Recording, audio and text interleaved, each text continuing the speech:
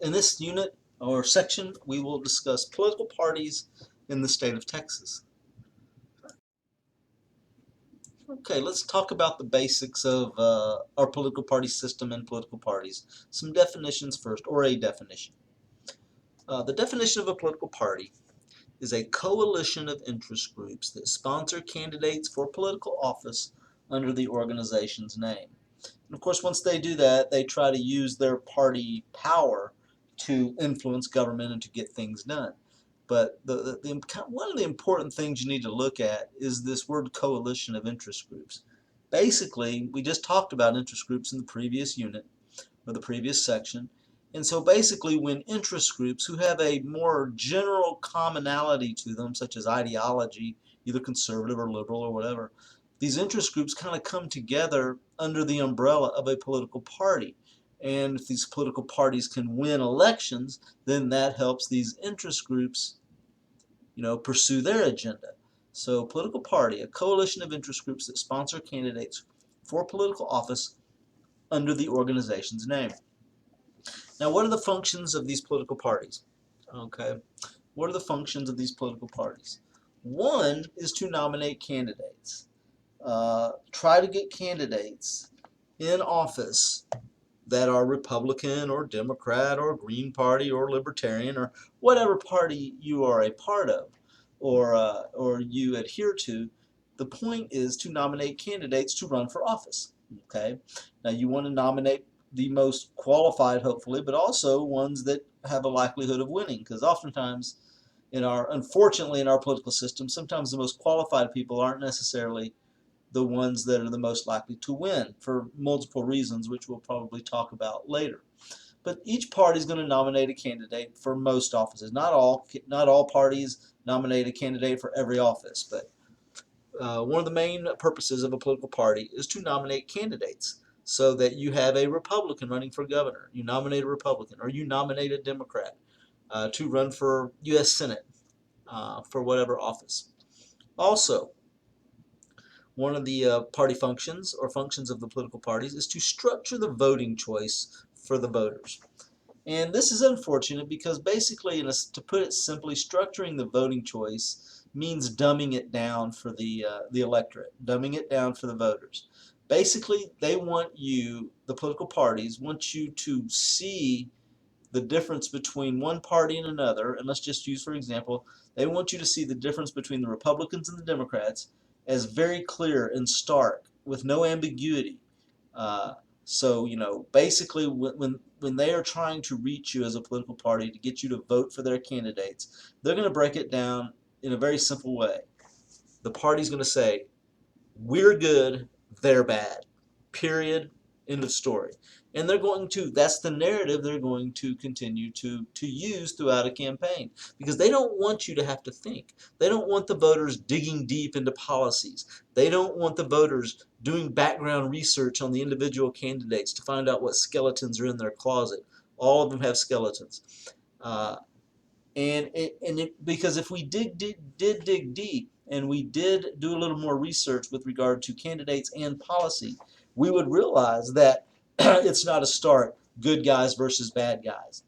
Because, and we would probably understand that there are policies on both sides, in both parties, that we agree to and that we support. It's just that in the past, when we blindly support these political parties, of course, they're doing their job. They're structuring the voting choice in such a way that makes us adhere to one or the other. Then, once we get to that point, we don't really do the research we want to do or should do. And also, we tend to block out any information that might contradict what we already believe about our party. So even if if I adhere to the Democratic Party, even if I hear Republicans talk to me about, you know, policies that benefit me, I'm not going to listen because the party has done their job on indoctrinating me into the Democratic Party. And the Republicans do the same thing. They indoctrinate their supporters to believe that basically all Republicans are good and all Republican policies are good. And the Democrats do the same thing. So when a Republican begins to hear a Democrat talk, they block them out. They don't even listen because they've been told and they've been, you know, indoctrinated to the fact that all of uh, all of their policies are terrible. So anyway, structuring the voting choice. That is what one of the roles of the parties, and for the most part, I mean, they're not completely successful, but for the most part, the American political parties are pretty good at it. Not so much at the state level, but on the national level, they are. Also, a party function is to propose alternative government programs.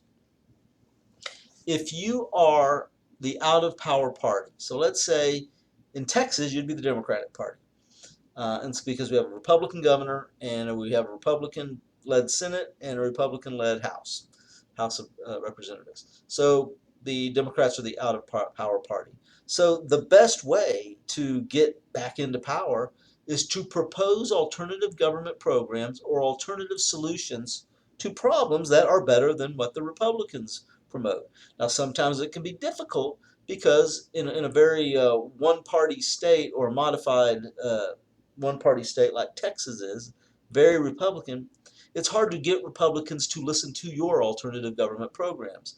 And even if they are good or whatever, because of that whole voting structuring the voting choice success. But if you don't propose alternative programs, then you can't win usually.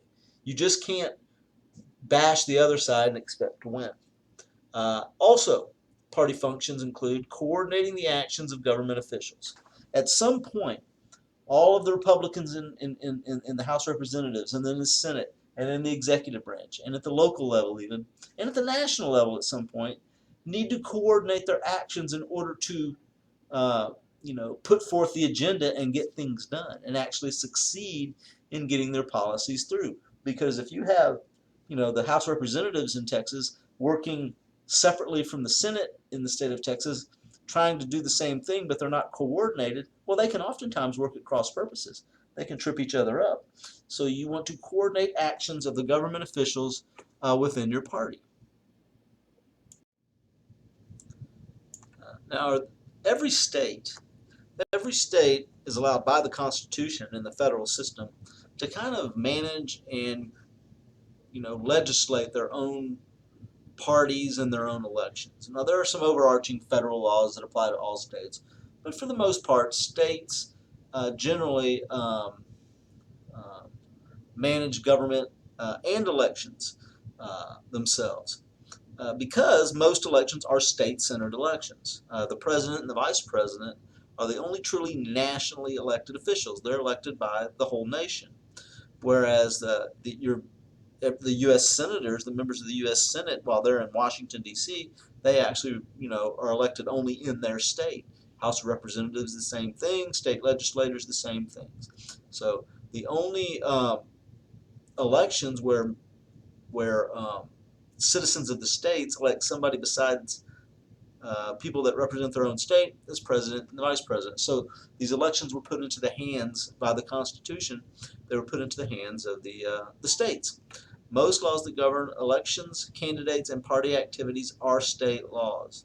Um, and we have to remember this: state and national party organizations, because you have the Texas Republican Party, the Texas Democratic Party, and then you have the National Republican Party and the National Democratic Party. They oftentimes work at cross purposes. They oftentimes work independently of each other and sometimes against each other. Depending on the issue, it's very possible that the Texas Republican Party could have great differences with the National Republican Party. And you see that play out sometimes in elections where you have presidential candidates or something like that who will you know promote a certain policy that, while it may be appealing to Republicans around the country, it doesn't necessarily appeal to Republicans in Texas. And so sometimes they may work at cross purposes.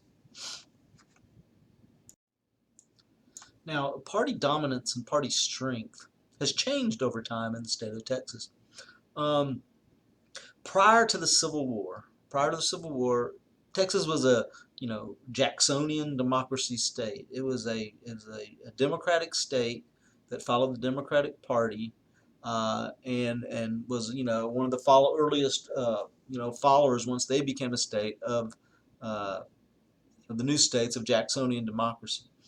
Now, after the Civil War, of course, um, the national government, once we re-entered the Union as the state of Texas, the uh, the Union implemented Reconstruction policies on us, and they were implemented by something that historians now call radical Reconstructionists or radical Republicans, and they implemented a very kind of a harsh rebuilding, restructuring of the state of Texas and the rest of the former Confederacy.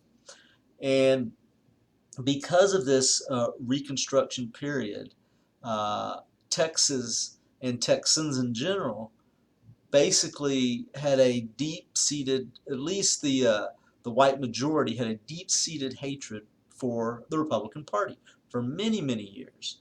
So post-Reconstruction, which was the end of Reconstruction was about 1876, uh, Texas became a one-party state, the Democratic Party. I mean, if you won the primary election in a Democratic election in the state of Texas, you were the winner of that seat. It didn't matter who the Republicans were putting forward, because oftentimes during the periods when the Democrats were in the most control, the Republicans wouldn't even run a candidate because it was wasted time and wasted money. Um, so from probably 1876 till about 18 the mid 1960s maybe. It was one party dominant. Texas politics was dominated by the Democrats. Then, starting in the 1950s, 1960s, you see a slow beginning of Republican resurgence. And it begins with the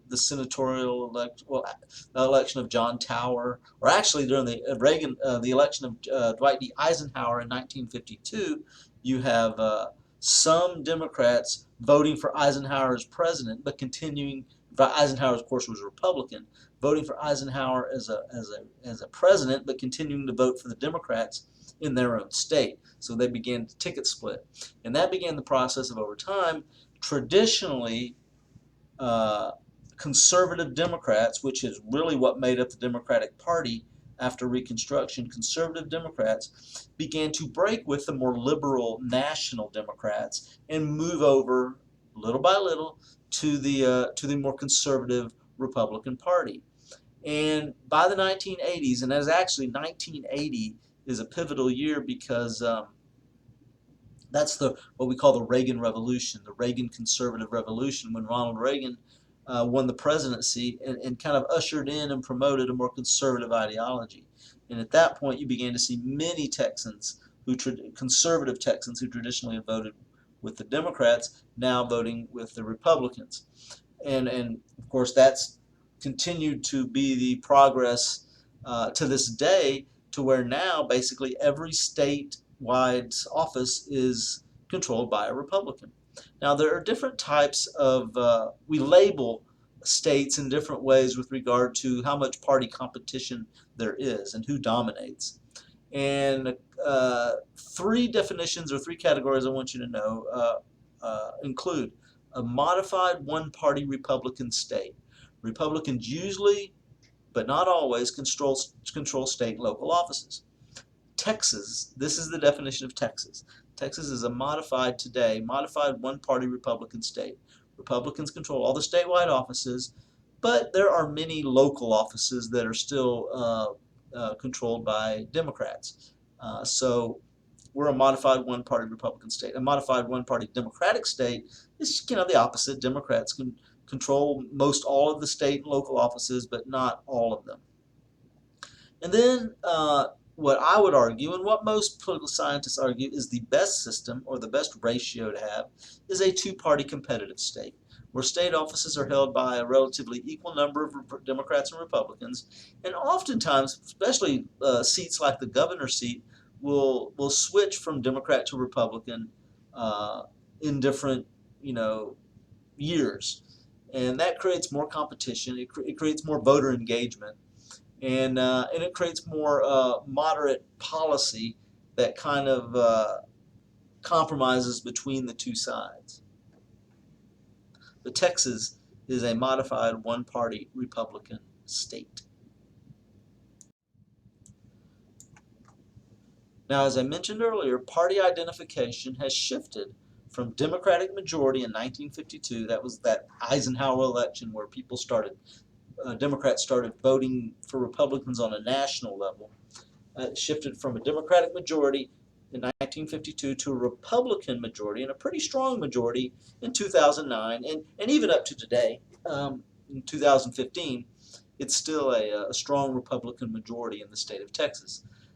Interestingly enough, while it has varied over time, it hasn't varied much, but the percent of independents has remained relatively steady, which tells you that as the Republicans grow in people who identify as Republicans, oftentimes they're taking from those that used to identify as Democrats, and vice versa. If there is a period, and sometimes there has been periods where you see more people identify as Democrats, or a rising number of people identifying as Democrats in the state of Texas than Republicans, that would, that would keep the number of independents steady. But it's been relatively steady on independents for many years. I mean, it varies a little bit. So from the end of Reconstruction in 1874, 1876 really, until the 1960s, Texas was a one-party Democratic state. And I kind of mentioned this before. I didn't realize that I had this in here, so we'll talk about it again. Of course, that Democratic dominance was a reaction to radical Republican Reconstruction.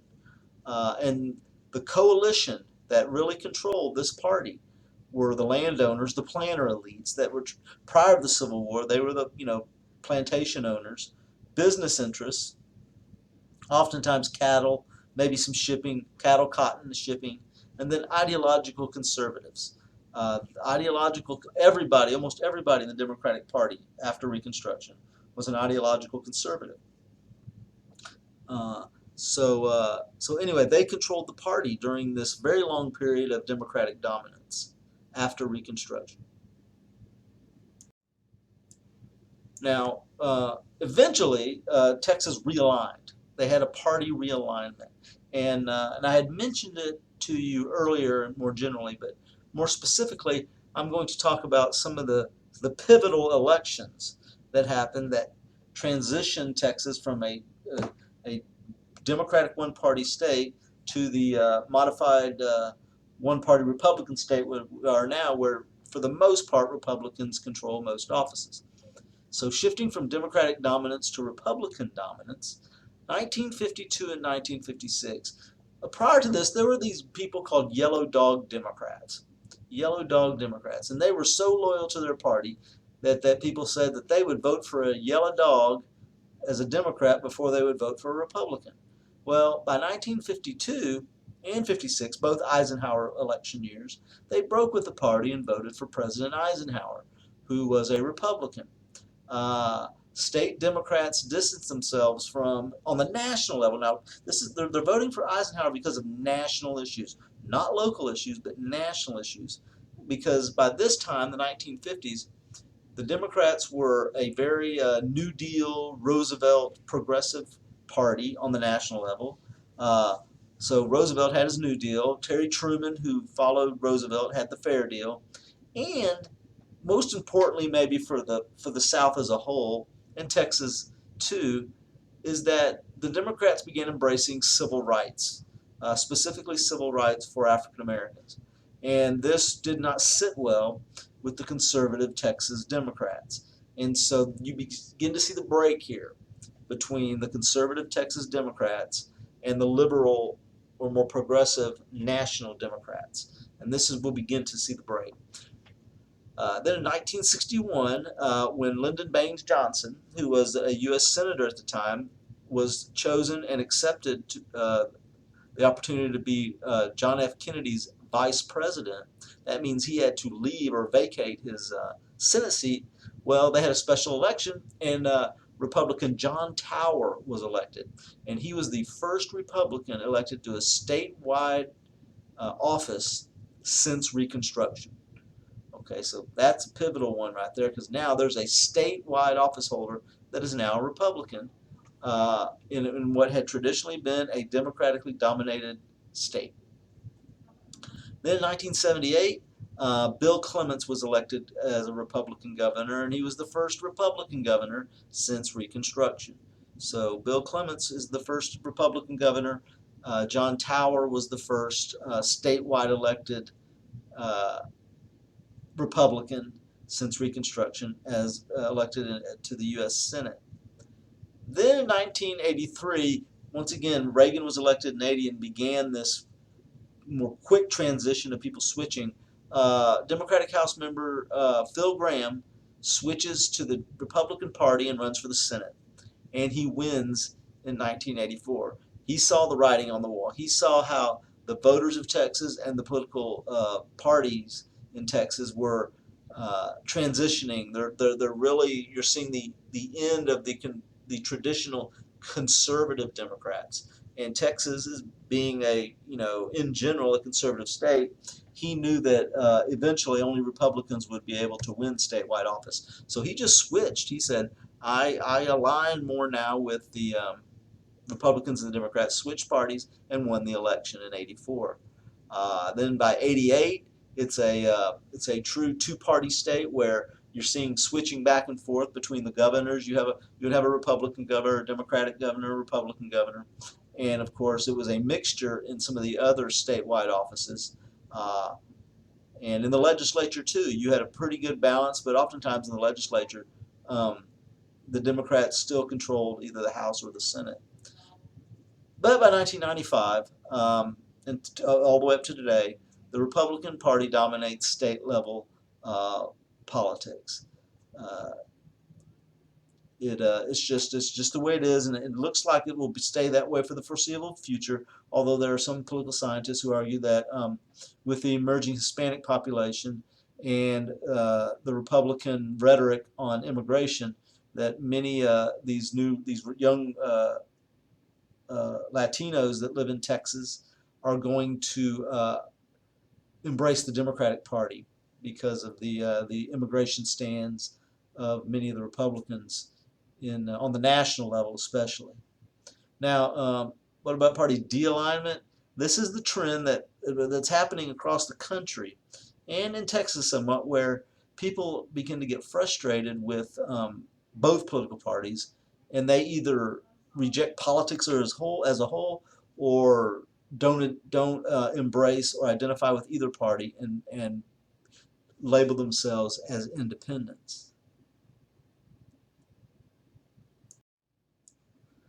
Now, political party organizations in Texas, they're categorized into two separate sections, or there's two separate categories of party organizations, formal party organizations in Texas. One is the permanent party organization, and the other is the temporary party organization. The permanent party organization are elected officials who run party business year-round between the elections. Okay, so even if there's not an election coming up this year, you will still have the permanent party organization and people that were chosen within that party running party business. And things they do are basically they're raising money, looking for candidates, and trying to improve the chances of winning the next election. That's basically what parties do. They're out to win elections.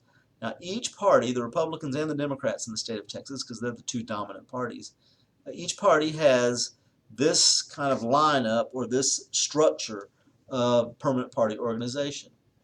They have the precinct chair, which is the grassroots recruiting, get out the vote at the lowest level of the party. Now, every county in the state is broken up into 4 precincts. And so if you are a precinct chairperson for the Republicans or the Democrats, you would have a section of the county that you are responsible for. And you would do grassroots recruiting. You would go door to door, hand out flyers, trying to get people to support your political party, trying to get people to vote. Okay, so you have 4 precinct chairs in a county, Republican and Democrat. You also have county chairs who kind of oversee the precinct chairs and are generally the official spokesman for the party in the county. And their main thing is fundraising. They develop ways to raise funds, and they get the precinct chairs to work with them and to carry out those functions. At the next level, is the county executive committee, And now this is a grouping of all the precinct chairs and the county chair. Okay, so they come together as a committee and they make recommendations and they kind of talk about how best to handle their business. And also they take suggestions and orders from the state executive committee.